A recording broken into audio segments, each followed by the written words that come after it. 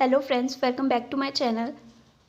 जो आज का हमारा टॉपिक है वो है मद्रास, बम्बई तथा कलकत्ता के प्रारंभिक इंग्लिश न्यायालय, जिसमें से आज हम मद्रास प्रेसिडेंसी का न्यायिक प्रशासन पढ़ेंगे, जो कि 3 पार्ट में डिवाइडेड है। उसमें से एक पार्ट आज हम कवर करेंगे। 1639 में मद्रास के तात्कालिक हिंदू शासक ने अंग्रेज़ों को वहाँ कुछ ज़मीन दे दी फैक्ट्री खोलने के लिए, तथा अंग्रेज़ों को उनके खुद के पैसे चलाने की मद्रास में अनुमति दे दी तथा किलेबंद करने की अनुमति भी दे दी गई। इस किलेबंद बस्ती में अंग्रेज़ों के निवास गृह होने के कारण उसे श्वेत बस्ती कहा जाने लगा तथा उसका नाम फोर्ट सेंट जॉर्ज रखा गया। इस बस्ती के चारों ओर भारतीयों का एक छोटा सा गांव बस गया, जिसे काली बस्ती कहा जाने लगा। तो 1639 में जो मद्रास के हिंदू शासक थे, उन्होंने अंग्रेज़ों को मद्रास में ज़मीन दे दी फैक्ट्री खोलने के लिए, और बोला कि तुम लोग यहाँ खुद के पैसे भी चला सकते हो, खुद के पैसे भी इस्तेमाल कर सकते हो, और उन्हें किलेबंद करने की अनुमति दे दी। किलेबंद करने की अनुमति दे दी मतलब जो उनकी बस्ती थी उसके चारों ओर एक बाउंड्री करने की अनुमति दे दी, और इस किलेबंद के अंदर अंग्रेज़ों के निवास स्थान होने के कारण इसे श्वेत बस्ती कहा जाने लगा। और जो ये किलेबंद किया था, इसके बाहर भारतीयों की बस्तियाँ हुआ करती थी, जिसे कि काली बस्ती कहा जाता था। प्रारंभ में मद्रास की फैक्ट्री जावा स्थित बैंटम के व्यापारिक केंद्र के अधीनस्थ थी, परंतु जून 1653 को उसे स्वतंत्र प्रेसिडेंसी का दर्जा प्राप्त हो गया। इस प्रेसिडेंसी के लिए एक प्रशासनिक अधिकारी को नियुक्त किया गया और एक परिषद का गठन किया गया। परिषद सहित इन अधिकारियों को प्रेसिडेंट इन काउंसिल कहा जाता था। तो जब मद्रास में फैक्ट्री स्थापित हो गई थी, तो उसकी जो प्रशासनिक व्यवस्था थी उसे देखने के लिए एक कमेटी बनाई गई, जिसमें कि एक मुख्य अधिकारी होता था और उसकी कुछ परिषद होती थी, जिसे कि प्रेसिडेंट इन काउंसिल कहा जाता था। मद्रास में ईस्ट इंडिया कंपनी की फैक्ट्री स्थापित होने के कुछ ही दिनों बाद वहाँ के हिंदू राजा को गोलकुंड के राजा ने परास्त कर दिया तथा गोलकुंड के नवाब व अंग्रेजों के मध्य यह समझौता हुआ कि मद्रास सदैव के लिए अंग्रेजों के पूर्ण आधिपत्य में रहेगा।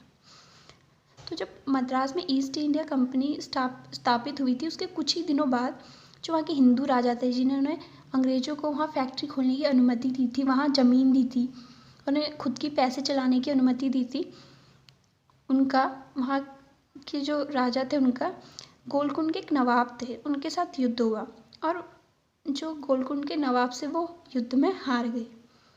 और हारने के बाद जब गोलकुंड के राजा जीत गए, तो उनके और अंग्रेजों के मध्य एक समझौता हुआ कि अब जो मद्रास है वो पूर्णतः अंग्रेजों के आधिपत्य में रहेगा, पूर्णतः अंग्रेजों के अधीन रहेगा। जो मद्रास था, उसकी जो प्रशासनिक व्यवस्था थी, न्यायिक प्रशासनिक व्यवस्था, वो 3 कालों में बटी हुई थी। ये है 1639 से 1666 के बीच का काल। मद्रास में अंग्रेजों की बस्ती स्थायी होने के पूर्व वहाँ के निवासियों के दीवानी मामले चालुट्री कोर्ट द्वारा निपटाए जाते थे। आडिगर इसका एक मुख्य अधिकारी था। इसका कार्य शांति व्यवस्था बनाए रखना तथा चुंगी वसूली करना था, तथा यह दीवानी मामले निपटाता था। आडिगर की सहायता के लिए पदेन आगेन थे। यह अपराधियों को बंदी बनाकर आडिगर के न्यायालय में पेश करते थे। तो जो मद्रास की जो अंग्रेजों की बस्ती थी, वो स्थायी होने से पहले, जब उनकी बस्ती वहाँ स्थायी हुई थी, उससे पहले की बात है, वहाँ के जो जितने मामले थे वो चालुट्री कोर्ट द्वारा निपटाए जाते थे। क्योंकि जब वहाँ अंग्रेजों की बस्ती नहीं थी, तो वहाँ भारतीयों की बस्ती हुआ करती थी, तो वो जितने भी मामले हैं वो चालुट्री कोर्ट द्वारा निपटाए जाते थे। और जो उसका प्रमुख मुखिया होता था, जिसे कि हम वहाँ का न्यायाधीश भी कह सकते हैं, वो आडिगर होता था, और उनकी सहायता के लिए पदेन आगेन नियुक्त किए गए थे। जो ये पदेन आगेन थे, इनका कार्य था जो बंदी होते थे उनको बंदियों को पकड़कर आडिगर के सामने प्रस्तुत करना। आडिगर अपने पद का दुरुपयोग करने लगा, जिस कारण 1652 में इन्हें पद से हटा दिया गया तथा उसके बाद 2 अंग्रेज चालुट्री कोर्ट के न्यायाधीश का कार्य करने लगे। परंतु 1663 में इस न्यायालय में पुनः भारतीय आडिगर की नियुक्ति की गई, जो बाद में पुनः 2 अंग्रेजों को सौंप दी गई। तो जो आडिगर था, वो धीरे धीरे जो उसे शक्तियाँ दी गई थी, उनका दुरुपयोग करने लग गया था, जिस कारण 1652 में उसे पद से हटा दिया गया। और उसके स्थान पर 2 अंग्रेज़ों को वहाँ का न्यायाधीश नियुक्त कर दिया गया था। परंतु 1663 में फिर से वो जो 2 अंग्रेज न्यायाधीश नियुक्त किए गए थे उन्हें हटाकर उनके स्थान पर फिर से आर्डिगर की नियुक्ति की गई और बाद में फिर से उस आर्टिकल को हटा के उनके स्थान पर 2 अंग्रेज़ों की नियुक्ति कर दी गई थी।